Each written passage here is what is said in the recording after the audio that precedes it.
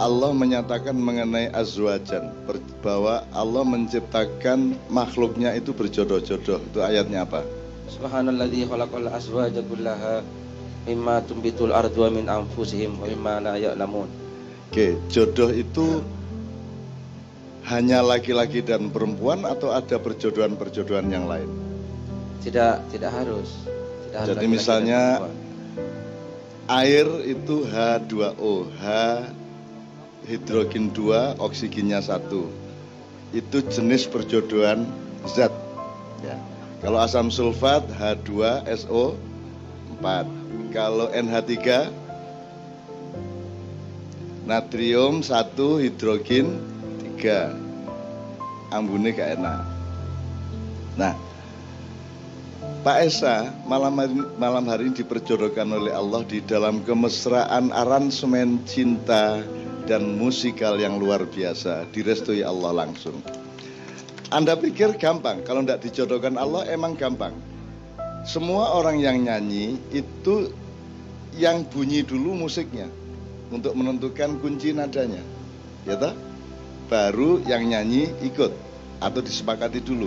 Pak Esa nyanyi tidak ada rundingan dulu.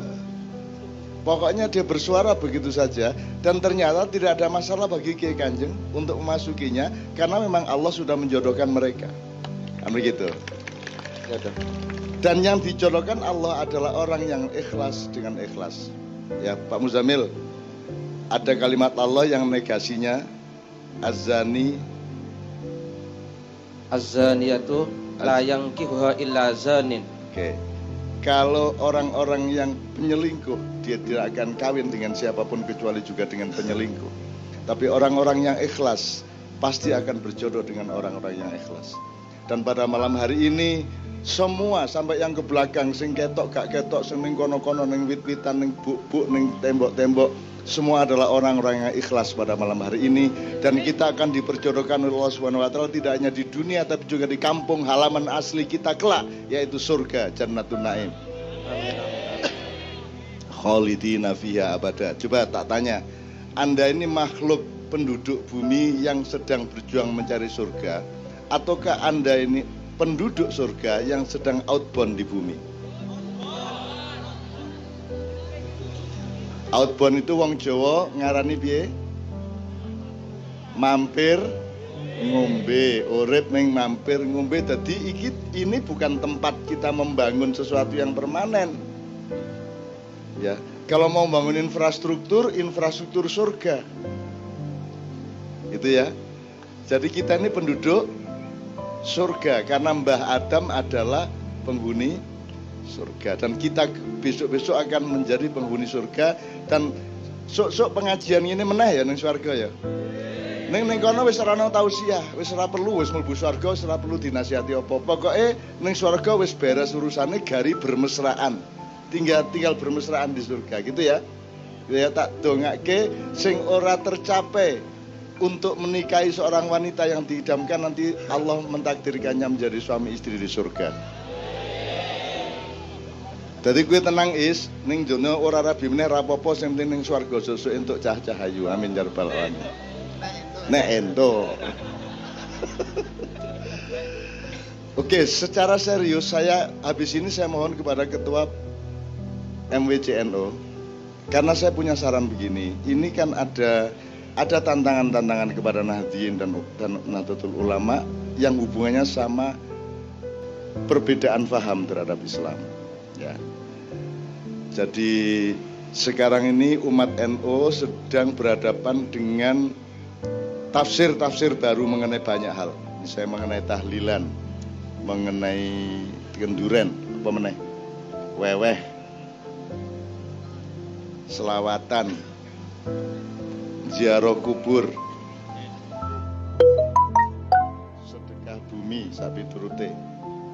Kita berhadapan dengan al-humaqah, dengan kaum ahmak, orang yang tidak bisa diajak bicara, orang yang ngertinya alif dan tidak bisa memahami a, orang apa meneh kok ho,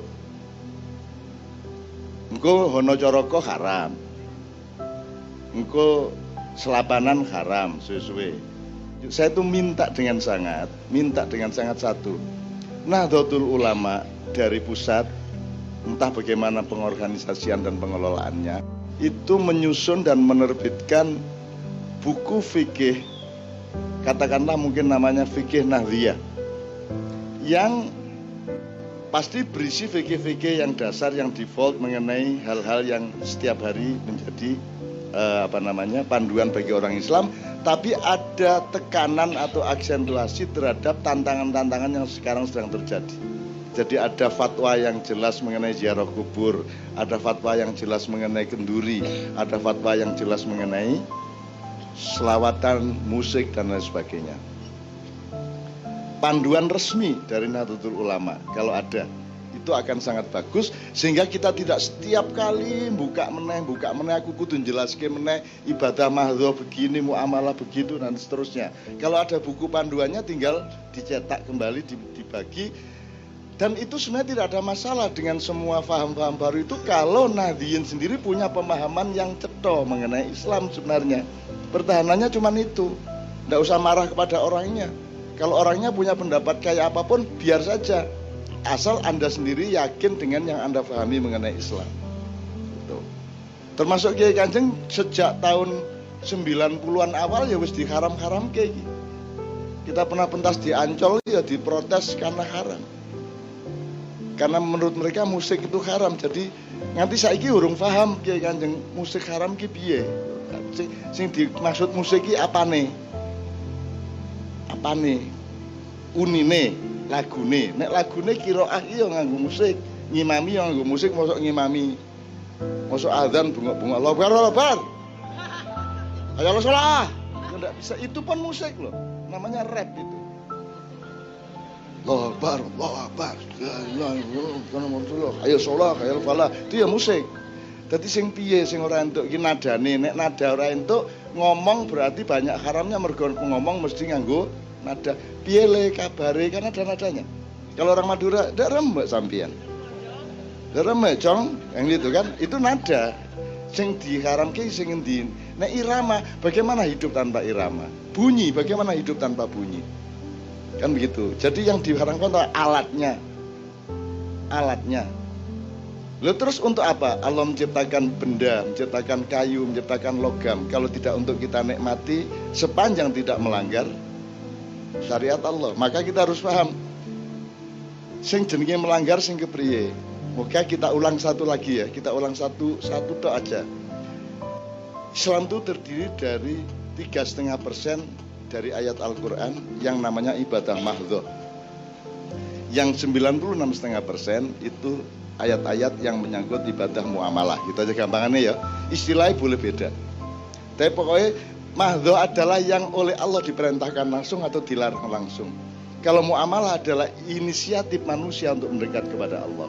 Jadi kalau mahdhah itu dari langit ke bumi, kalau muamalah dari bumi ke langit, gitu ya. Nah, mahdhah itu iki mengbaleni lho, ya aku ora ceramah lho, iki mengbaleni pemahaman. Mahdhah iki pokoke ngene iki pedomane. Ojo, jangan melakukan apapun kecuali yang aku perintahkan. Ngono tok.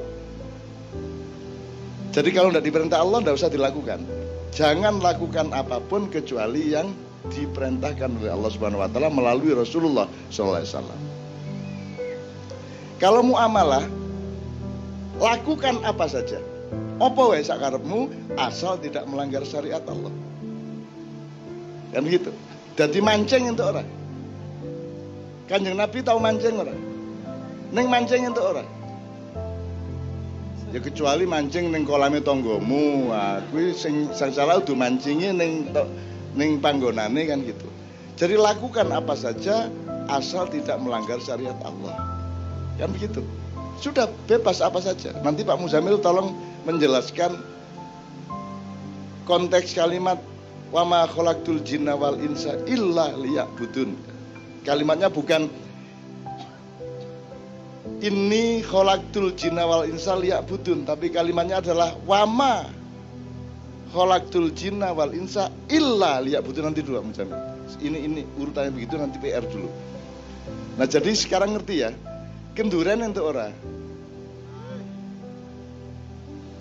Ada Melanggar Islam enggak? Melanggar silaturahmi enggak kenduren?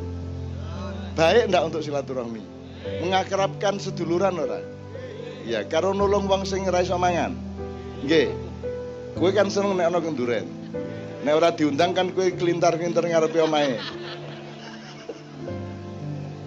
Bukan hanya boleh, dia baik. Yang tidak boleh adalah nek kowe nganak-nganakke. Jadi bukan kendurennya yang tidak boleh nganak-nganakke. Wong kowe dhewe duwe utang oke kok ndadak traktir wong oke kan begitu. Gitu loh. Jadi apalagi yang sholawat. Sholawat itu kan pernyataan cinta kepada Rasulullah, kan begitu. Nah kalau sholawat tidak boleh lah, kalau tahiyat kan nganggo sholawat. Tapi ya terus tahiyatnya dipotong gitu. Kenapa kita bersholawat? Karena Allah akan menjadi lebih dekat denganmu kalau engkau mencintai kekasihnya, kan begitu. Kalau kita berdoa kepada Allah langsung tanpa sholawat, berarti yang kita andalkan adalah diri kita sendiri. Saya tanya, bisa nggak dirimu diandalkan di depan Allah? Bisa nggak aku diandalkan di depan Allah? Tidak. Yang bisa diandalkan di depan Allah hanya Rasulullah SAW. Maka kalau kita merayu Allah, kita nyatakan cinta kita kepada kekasihnya, yaitu Rasulullah SAW. Maka doa kita akan menjadi lebih mudah untuk dikabulkan. Itu sebabnya kita bersolawat. Jadi sing dilarang piye nih? Ini pokoknya kita tegaskan sekali lagi ya. Angger jenengan ngerti masalah kan wis beres jane ora ono masalah.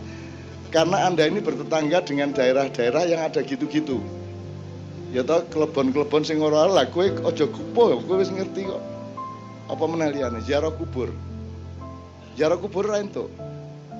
Jare birrul walidain. Birrul walidain itu apa? Menghormati orang tua, bapakmu tok ya apa mbahmu juga. Buyut juga, canggah, mbah wareng, udeg-udeg, depa bosok, apa meneh liyane? Gantung siwur. Sampai 18, itu semua walidain apa tidak? Semua adalah orang tua. Aku saiki takon, nek bapakmu wis ning kuburan, kowe sing duwe wong tua ora? Kuwi tetep wong tuamu dudu sing ning kuburan. Lah kowe kudu apik to karo wong tuamu. Kok parani? Kok ora entuk? Kok parani? Dudu kuburane, tapi hakikat bahwa kamu punya orang tua yang sekarang sedang mengalami transformasi jasad dia, di mana tulang belulangnya ada di dalam tanah, tapi hakikinya bapak, kakek, mbahmu itu tetap ada di dalam kehidupan.